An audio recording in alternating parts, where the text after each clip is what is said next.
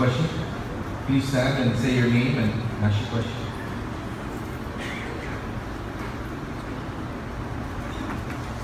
Okay, hi, my name is Geraldine, and I am a former student from SSHS, but I am now currently going to JPTSA Success Academy, which is for young adults who need to recover credit and is not so far behind. And the question I'm asking you today is, how do you look at JPTSA as a Success Academy rather than an alternative school? How I look at it is that everybody deserves a second chance. And for us, this is our second chance. For us students, we are trying to make it better, not only for everybody else, but for ourselves. We are trying, and how we're being looked at in a community-wise, or how everybody looks at JPTSA. Like, everybody's frustrated right now because there is no more alternative school. So all the trouble kids or whatever is now in their home schools. And there are more issues to the student than just their behavior. They need to be heard, and what I'm doing here is trying to make everybody understand that you don't need an alternative school to make the students be heard. You just need someone who's willing to sit down and actually talk to the student and understand. In a regular homeschool, we have so many opportunities, but it's just a lot of students don't take advantage of it. Here at JPTSA, me, myself, I am a trouble kid, but since I've been there, it's been a life change for me. And I want to know how you guys look at JPTSA now as a Success Academy rather than an alternative school. Thank you.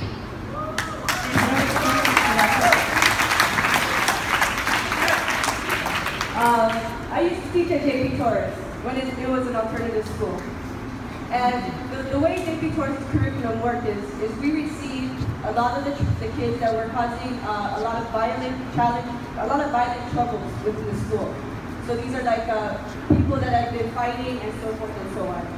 And when I learned that they were going to change it into a credit program for a Success Academy, you change the outlook and perspective of the student. And this is very important. And yes, JPTSA, they have a great staff, and they have a lot of support. And you as students need this support. Because right now, our schools are overcrowded. A lot of teachers, we have one teacher to 30 students. And some students, some of you, need more attention than others, and that's okay. And that's our job as teachers, as educators, and a community to help you and get you what you need to succeed. I'm very rebellious. I grew up as a rebellious kid. I got in trouble with the law when I was younger. And so I understand that you do need more attention, and I understand that you need more encouragement, and that sometimes you need that one-to-one, and to know that you can do great things.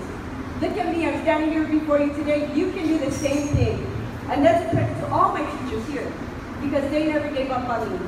So continue to do what you're doing. Do not listen to what anyone else has to say. Your success depends on you, and never give up. Thank you.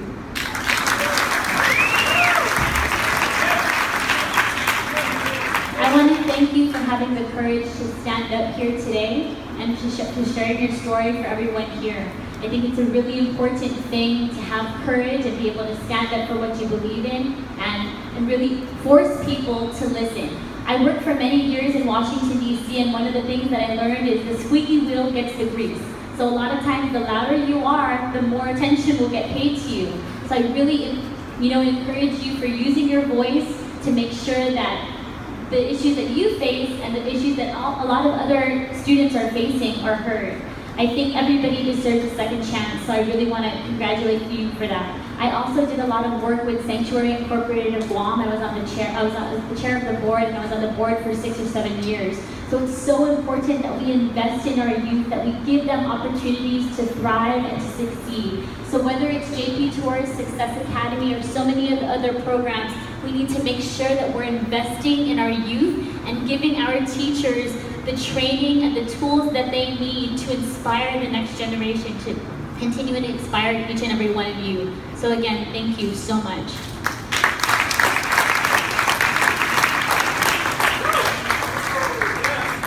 You know, Talina was a JP Torres teacher. She's walked in your shoes. Regine, having been a chair of a sanctuary, she's addressed your issues.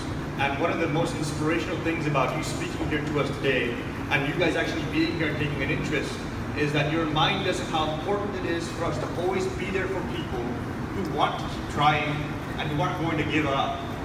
And in the end, that's the story of our island. If you look back on our history, if you look at Simon Sanchez, if you look at public education, it's a story of way too much struggle, but people never giving up. And so if we don't invest in that, if we don't believe in that, and if we don't think that making that important is something that we should be prioritizing, then we've all just lost. So we have to all keep struggling.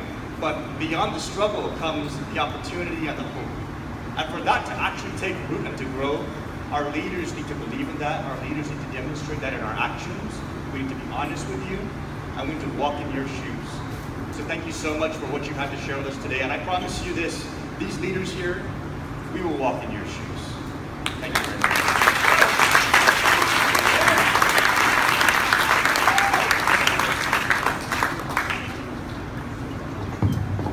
Thank you for sharing your story.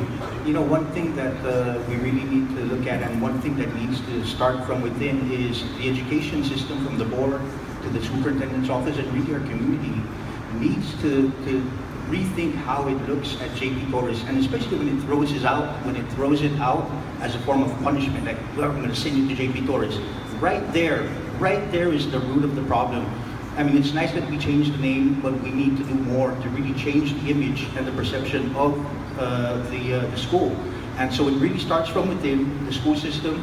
We as a community need to further that effort, and then as a legislature, they've got to figure out a way to find the resources to provide the same facilities, the same quality facilities as in the other schools. That way you're not in another school, you're just in another village, but getting the same education. Thank you.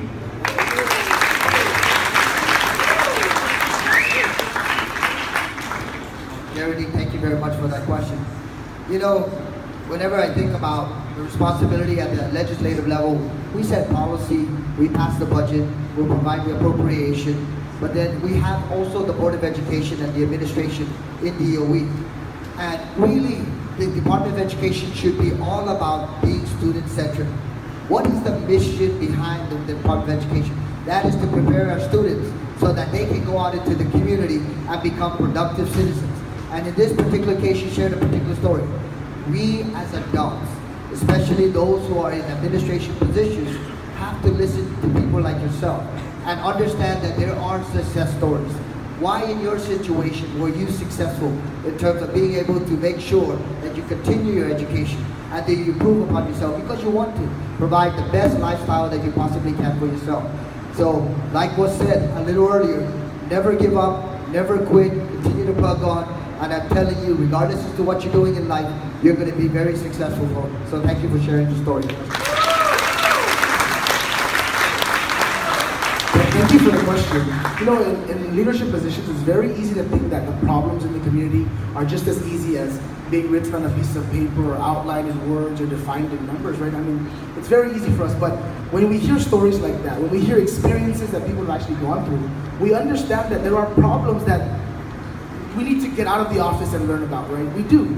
And, you know, everyone has their own issues. And we as a community here on Guam,